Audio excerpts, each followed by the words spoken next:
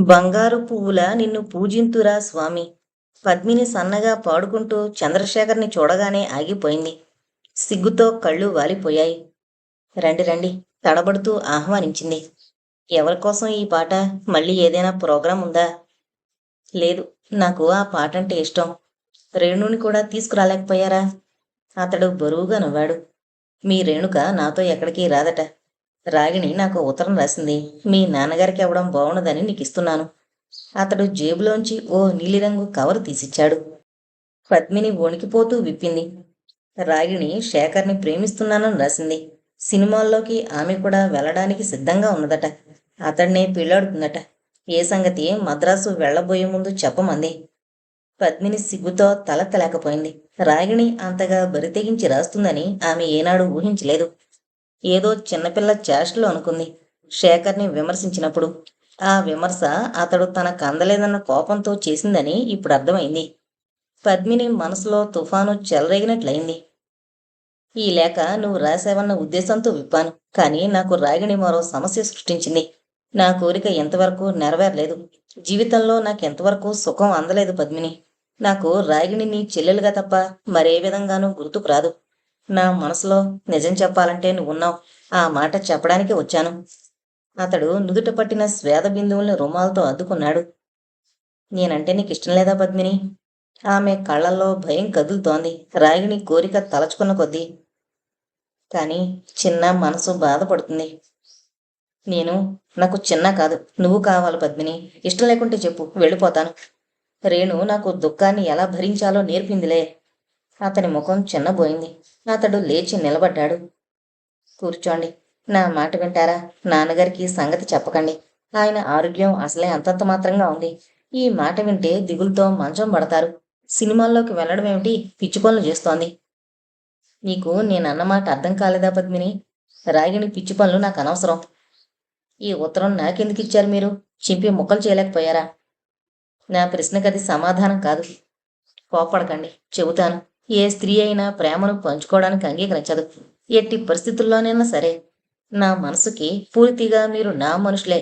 మరొకరికి రవ్వంతైనా మీపైన హక్కు ఉండకూడదు. ఎవరైనా సరే.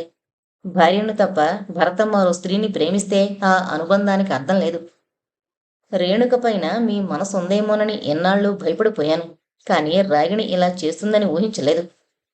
రేణుక నాకు అతని మాట పూర్తి కానీలేదామె. రేణు మీకు అత్త కూతురు. అంతకన్నా మరేమీ కాదని తెలుసులేండి.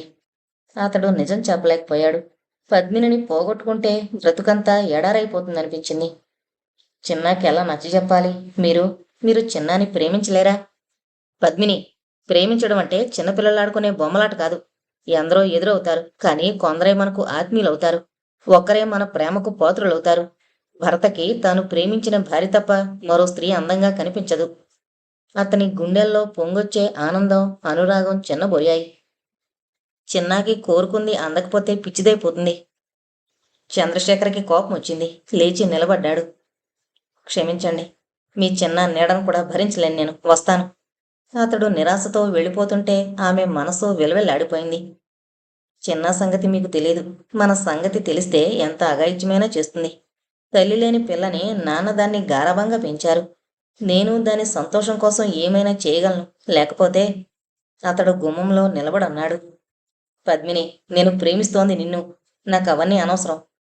ఒకరి కోసం అనురాగాన్ని కూడా త్యాగం చేయగల శక్తి నాలో లేదిప్పుడు.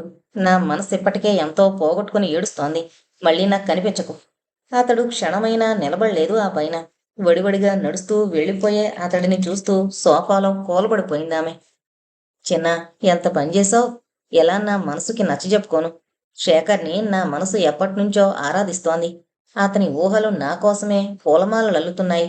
ఎంతో ఆనందాన్ని పంచిస్తారనుకున్నాను. కానీ నీ మూలాన శేఖర్ మనసుని గాయపరిచాను. ఆమెకి ఏం చెయ్యాలో తోచకుండా పోయింది. ఏంటి పద్మిని, అలా కూర్చున్నావు? ఒంట్లో కులాసాగా లేదమ్మా? పద్మిని తండ్రి రామచంద్రరావు గారు వచ్చారు అంతలో. ఆమె దిగులుగా కూర్చుని ఉండడం చూసి ప్రశ్నించారు. ఏం లేదు నాన్న, ఏం తోచడం లేదు. చిన్నా లేదు కదా, అందుకే విసుగ్గా ఉంది.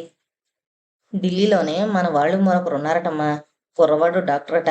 మన పరందాం మావయ్య లెటర్ రాశాడు నీ ఫోటో పంపించమని. పంపించినా తల్లి? పద్మిని గుండెల్లో కలవరం చెలరేగింది. శేఖర్ని కాదని మరొకరి జీవితంలో కడుగు పెట్టలేను అనుకుంటూ అన్నది. ఈ డిగ్రీ చేతికి రానివ్వన్నానా, నాకింకా చదువుకోవాలనుంది. చదువుకు అంతం లేదమ్మా, ఎంతైనా ఉంది. జీవితం చాలదు చదువుకోవడానికి. కానీ కొన్ని పనులు వయసును అనుసరించి చేయవలసి ఉంటుంది. వివాహం అందులో మొదటి తల్లి. నా ఆరోగ్యం సంగతి తెలుసు కదా నీకు. పద్మిని తండ్రితో మనసులోని మాట చెప్పలేకపోయింది.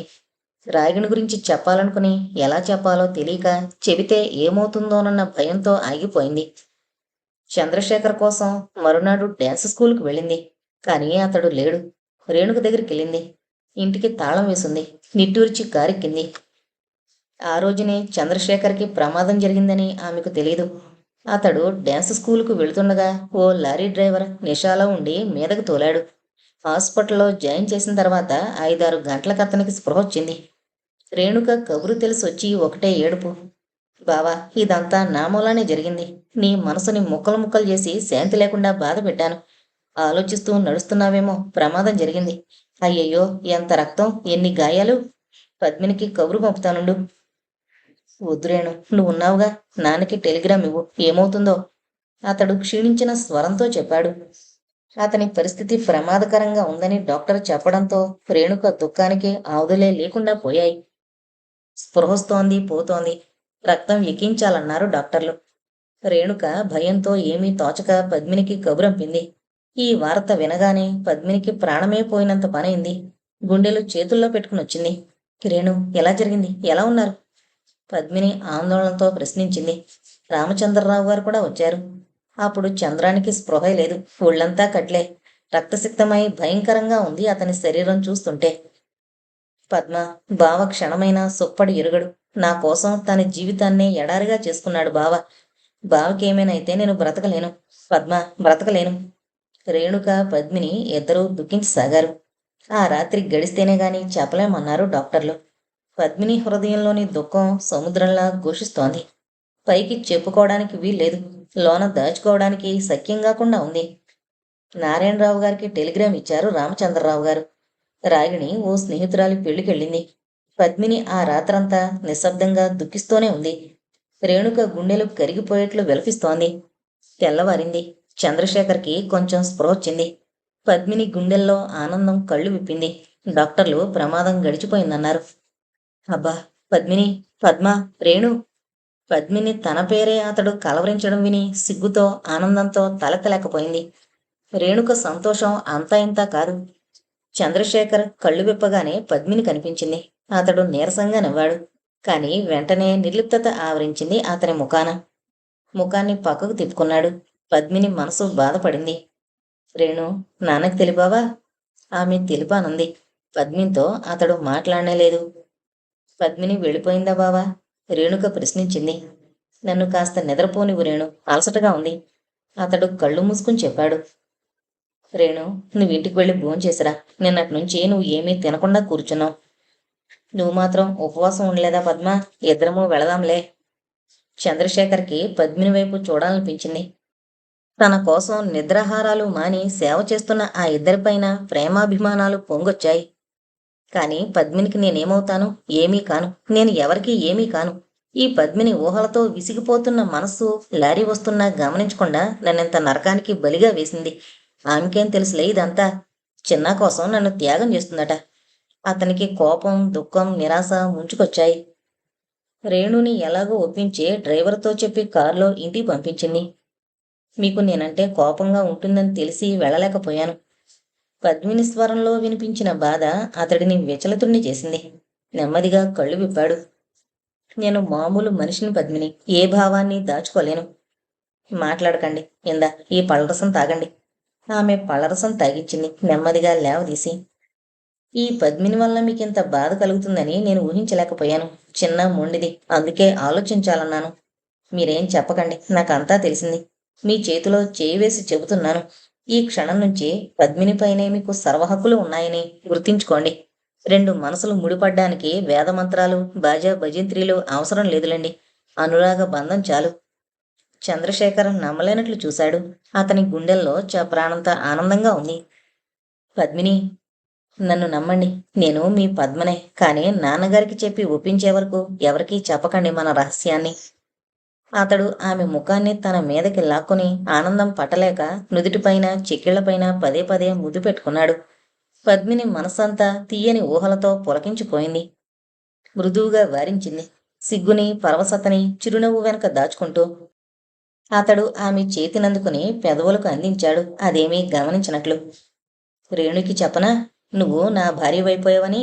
లేకపోతే సాక్ష్యం ఉండదు కదా. మన గుండెల్లో కదిలే తీయని అనుభూతులు చాలండి సాక్ష్యానికి. మీరెంత త్వరగా కోలుకుంటే అంత ఆనందం నాకు లభిస్తుంది. మన అనుబంధం కూడా లోకానికి తెలిసిపోయే ఏర్పాట్లు చేయొచ్చు. ఆ రాగిణికి మాత్రం మాట వరసకైనా తెలియనివ్వకండి. దాని ముందు చిలిపి చూపులతో కొంటె చేష్టలతో నన్ను మంత్రించకండి. అతడు ఉస్సురని నిట్టూర్చాడు. ఏమైంది? ఎందుకలా దిగాలు పడిపోయారు ఒకసారే? వట్టి మాటలతోనే గడిచిపోయేట్టుంది నా వయస్సు అంతా. ఆమె చేతిని తన చెక్కిలిపైన రాసుకుంటూ కొంటిగా ఆమె కళ్ళల్లోకి చూశాడు. క్షణంసేపు పద్మిని మనసు పరవశించి సిగ్గుతో ఉద్వేగంతో ఊగిపోయింది. తీయని కోరికతో శరీరం పులకించిపోతున్నట్టనిపించింది.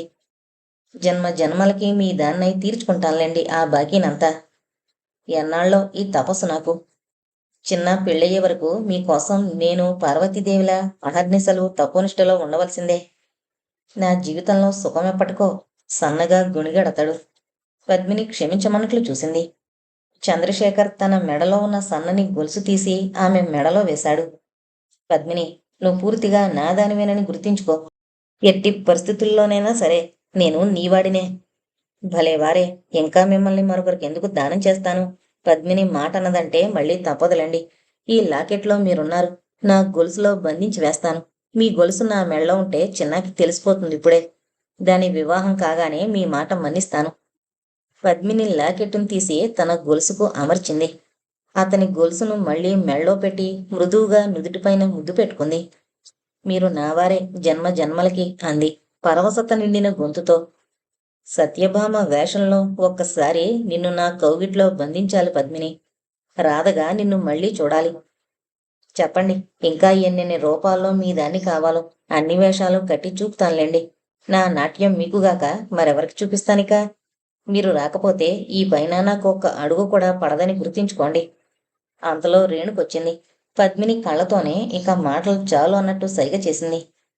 ఓసారి ఇంటికి వెళ్ళొస్తాను రేణు. నాన్నగారు ఎక్కడికో వెళ్లాలన్నారు ఈవేళ. కాస్త సూట్ కేసులో బట్టలు సర్దాలి. మాస్టర్కి ప్రమాదం తప్పితే గుడికొస్తానన్నాను. వెళ్ళొచ్చేటప్పటికి కాస్త పొద్దుపోతుందేమో. ఆమె శేఖర్ చేతినందుకుని వెళ్ళమంటారా అన్నట్లు కళ్ళతో ప్రశ్నించి సెలవు తీసుకుని వెళ్ళిపోయింది. పద్మిని లేకపోతే చాలా బాధపడిపోయేవాళ్ళం బావా. నీకు ప్రమాదం జరిగిందని తెలిసి వచ్చినప్పటి నుంచి క్షణం విశ్రాంతి లేకుండా తిరిగిందనుకో. వాళ్ళ నాన్నగారికి చెప్పి మంచి డాక్టర్ని తీసుకొచ్చింది. డబ్బు ఎంత ఖర్చు పెట్టిందో. డాక్టర్కి 500 ఇచ్చిందట నర్సు చెబుతోంది. చంద్రశేఖర్ మనసున పద్మిని రూపమే నిండిపోయిందా మాటలతో. నారాయణరావు గారు ఆందోళనతో భయంతో వణికిపోతూ వచ్చారు. నాయనా చంద్రం, ఎలా ఉంది బాబు? ఎలా జరిగిందిరా ఇంత ఘోరం? అంటూ కళ్ళనీళ్లతో కొడుకుని పలకరించాడు. రేణుక ఆయన భయాన్ని అర్థం చేసుకుంది. ఇక భయపడవలసిన అవసరం లేదు మావయ్య. బావని దేవుడు కరుణించాడు అంది. ఏమోనమ్మా, బిడ్డ ఇంతవరకు సుఖపడి ఎరుగడు. ఈ గాయాలు ఎన్నటికి మాన్తాయో. తొందరగానే మాన్తాయిలే నాన్న. పద్మిని కోసమైనా భయం వేసి మానిపోతాయి. చంద్రం కళ్ళల్లో సంతోషం. రేణుక మనసు ఒక క్షణం పాటు వణికిపోయింది. అతని గొంతులో పద్మిని పట్ల కదిలిన అనురాగ భావం వినగానే. కాని ఆ పైన తనను తానే ఓదార్చుకుంది. అతనికి గాయాలు మానేసరికి పద్మిని కాలేజీ ఫంక్షన్ వచ్చేసింది. మాస్టారు, రేపు మీరు రావాలి అంది పద్మిని. రాను. ఏం, ఎందుకని మాస్టర్? నేనింకా మాస్టర్నే నీకు? చిరుకోపం కదిలింది అతని నేత్రాల్లో. పద్మిని సన్నగా నవ్వింది. అందుకా మీ కోపం? మరెలా పిలవమంటారో చెప్పండి. నన్ను అందరం చంద్రం అని అంటారు. రేణుక బావ అంటుంది కనుక అలా నువ్వు నన్ను పిలవద్దు, శేఖరను. అయితే నేనిక పద్మిని శేఖర్ అని రాసుకుంటానులేండి ప్రతి పుస్తకం మీద. ఒక్క మనవి, నలుగురు ముందు మాస్టర్ అనే పిలవనివ్వండి. ఏకాంతంగా ఉన్నప్పుడు శేఖర్ అంటానులేండి. ఆమె చిక్కెళ్లపై సిగ్గు విరిసింది. పద్మిని, నా గురించి నీకెంతో చెప్పాలి. అపార్థం చేసుకోవద్దు. రేణుకని ఒకప్పుడు ప్రాణప్రదంగా ప్రేమించేవాణ్ణి. ఆమెకు జరిగిన అన్యాయానికి ఇప్పటికీ నా మనసు విచారిస్తూనే ఉంది. ఇప్పుడు మాత్రం మీరు పూర్తిగా నా వారైపోయారని గుర్తుంచుకోండి. ఈ క్షణం నుంచి మీ గుండెల్లో ఊహలన్నీ నావే కావాలి. గతాన్ని గురించి బాధపడేంత అవ్వేకి కాదులేండి మీ పద్మిని. అయితే నీకు నిజం చెప్పకుండా దాచలేను. రేణుక నాకొక విధంగా భార్య అవుతుంది. అతడు ఆమె కళ్ళల్లోకి చూస్తూ ఆగిపోయాడు. ఏంటి మీరనేది? పద్మినికంతా అయోమయంగా ఉంది. అతడు జరిగిన సంగతి చెప్పాడు. అబ్బా, ఇంతే కదా, చంపేశారు. ఈ మాత్రానికే? రేణుకలో ఆలోచించగల శక్తి ఉందిలేండి. అందుకే మిమ్మల్ని మనస్ఫూర్తిగా నాకే అర్పించి వేసింది. పద్మిని భారం తీరిపోయినట్లు నిట్టూర్చింది హాయిగా. రేణుక పైన ఈర్ష్య పడవుగా? మీపైనే ఈర్ష్యగా ఉంది నాకు. రేణుక మిమ్మల్ని బహుశా ఇప్పుడు దేవుళ్ళ ఆరాధిస్తుందేమో. రాగిణికి మీరు కావాలి. నాకు మీరే సర్వస్వం. ఎంతమంది మీ వైపు ఆకర్షింపబడిపోయారన్న భ్రమతో మీరు శ్రీకృష్ణులైతే ఈ పద్మిని మీ కంటికి కనిపించదని తెలుసుకోండి. వెర్రి ఆకర్షణకి లోబడిపోయేంత విశృంఖలత నాలో ఉంటే రేణుక నా కోరికలకి బలైపోయేది పద్మిని. రేణు అందం మనసుని ఇట్టే మంత్రించి వేస్తుంది. కానీ మా మధ్య శారీరక సంబంధం లేదు. ఆమె మనసులో నాకు స్థానం లేదేమో నన్ను నిరాకరించింది. ఆ విరక్తితో నేను ఇన్నాళ్ళు నీ ముందు నోరు విప్పలేకపోయాను. రేణుక భారం నీదే ఇక. మా ఇద్దరి అనుబంధాన్ని అర్థం చేసుకోగల ఔన్నత్యం ఉంది నీలో. నీ నాట్యం చూసి నిజంగా నా మనసు నిన్ను చుట్టివేసి రానంది మొదట. అనుక్షణం నిన్ను చూస్తూ నీ నాట్యాన్ని తిలకిస్తూ నా గుండెల్లోని ఆవేదనని నీకు చెప్పుకుంటూ నీ ఒడిలో వాలిపోవాలని కలలు కనేవాణ్ణి. ఒక్కసారి నువ్వు కళ్ళెత్తి నా వైపు చూస్తే నా ఊహలు తీయని పులకింతతో పరవశించిపోయేవి. ఆ రోజంతా నీ ధ్యానమే. ఎందుకో నువ్వు నాదానివి అనిపించేది. ఊహల్లో నిన్నెప్పుడో నా భార్యగా మలచివేశాను. రేణుక నన్ను ప్రేమించదని నాకు తెలుసు. కొన్నిసార్లు నిన్ను రేణుకలో ఊహించుకుని కోరికని పడగ విప్పనిచ్చాను. ఆ రోజున నువ్వు నాతో సినిమాకొచ్చావు. నన్ను నేను నిగ్రహించుకోలేకపోయాను. నువ్వు నాకంత చెరువుగా కూర్చునేసరికి. ఇంటికి వెళ్ళిన తర్వాత భార్య అన్న హక్కుతో నీ పైన పెంచుకున్న అనురాగానికి తట్టుకోలేక రేణుకని మొదటిసారిగా కోరికతో స్పృశించాను. కాని రేణు నా కళ్ళు తెరిపించింది. నాకు కావలసింది నువ్వు. నువ్వేనని తెలిసి సిగ్గుతో చితికిపోయాను. కాని నీకెలా చెప్పుకోనప్పుడు? నా కళ్ళు మీకు చెప్పలేదా నేను మీదాన్నని? ఏమో, మీ ఆడవాళ్ల మనసు కళ్ళు మగవాళ్ళని ఎలా మంత్రించి వేస్తాయో. ఒకవేళ నా ఊహ తప్పైతే చంపలు పగిలిపోవు. సినిమా హాల్లో దొరగారు చేసిన రాసక్రీడలు గుర్తున్నాయనుకుంటాను. అదే మరొకరైతే చంపలు పగిలేవి. అయినా మీకంత చెరువుగా కూర్చున్న నా మనసు మీకు అర్థం కాలేదా? పద్మిని మనోహరంగా నవ్వింది. ఆడవాళ్ల మనసులో ఏముందో ఏ మగవాడికి తెలీదు. రేణులా నువ్వు కాదంటే అంతకన్నా మించిన పరాభవం మరొకటి ఉండేది కాదేమో. బ్రతికిపోయాను. ఇప్పటికైనా మనసు విప్పి చెప్పారు. రాగిణి రేపు వచ్చేస్తుంది. దాని ముందు కాస్త జాగ్రత్తగా ఉండాలి మనం. సమయం చూసి నేనే చిన్నాకి చెబుతాను మన అనుబంధం గురించి. మరి నేను వెళ్ళిరానా? ఆమె లేచి నిలబడింది.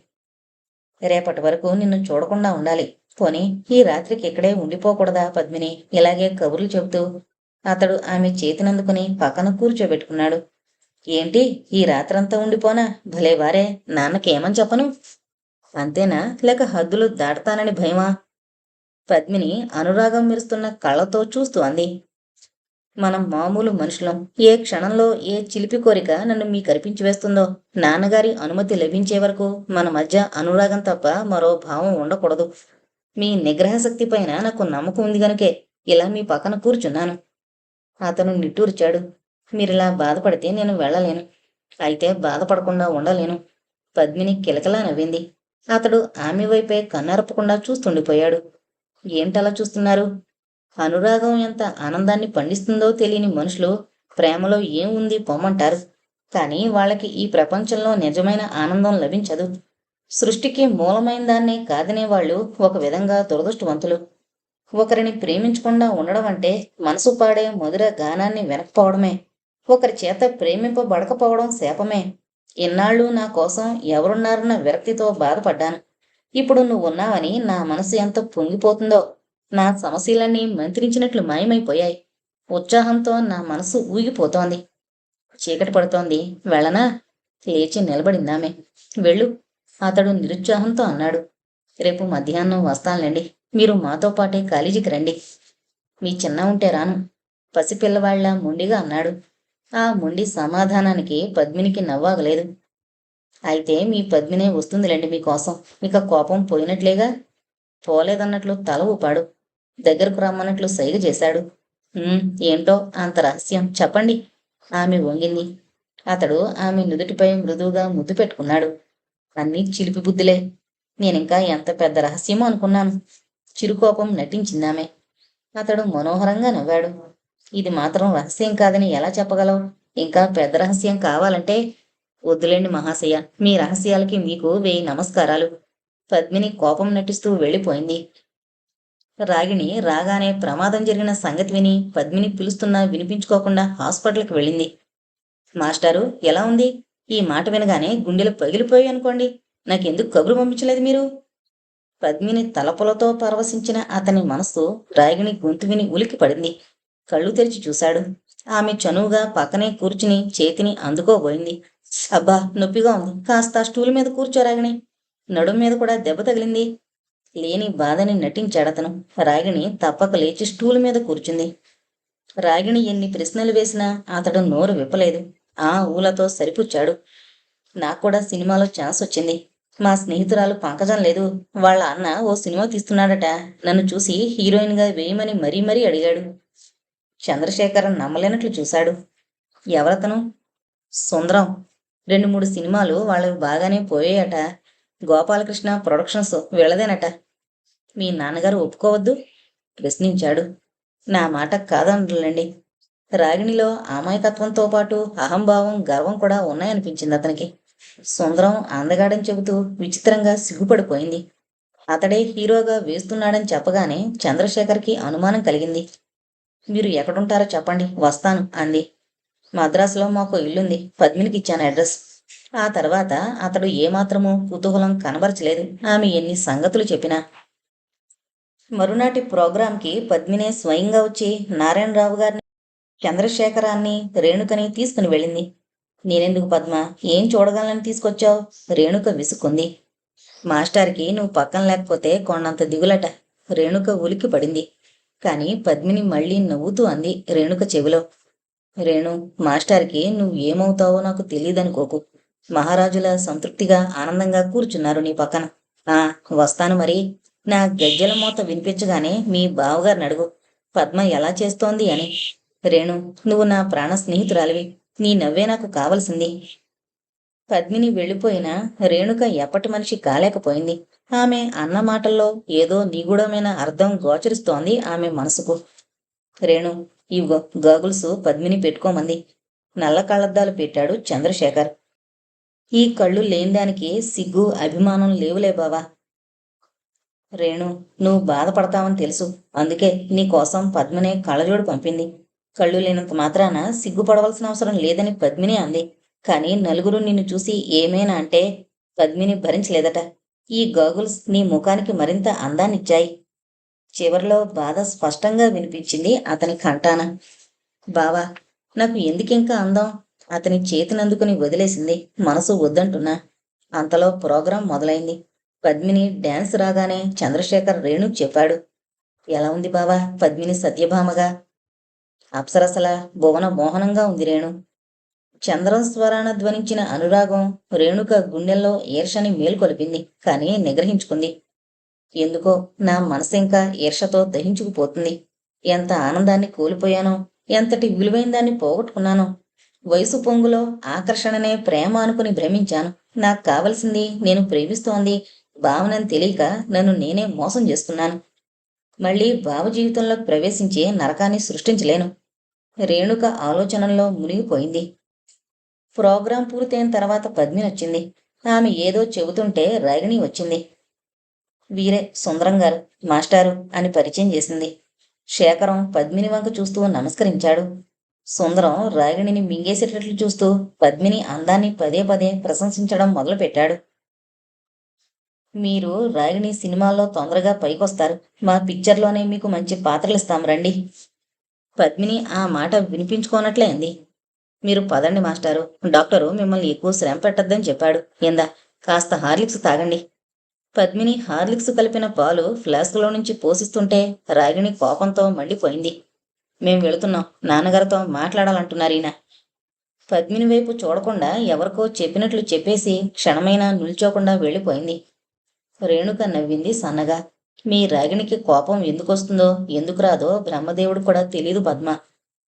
ఈ ప్రపంచమంతా దాని ఇష్టప్రకారమే నడవాలంటుంది మా చిన్న. మొండితనం తప్ప ఆలోచన లేదు. పద్మిని కారులో కూర్చుంటూ అంది.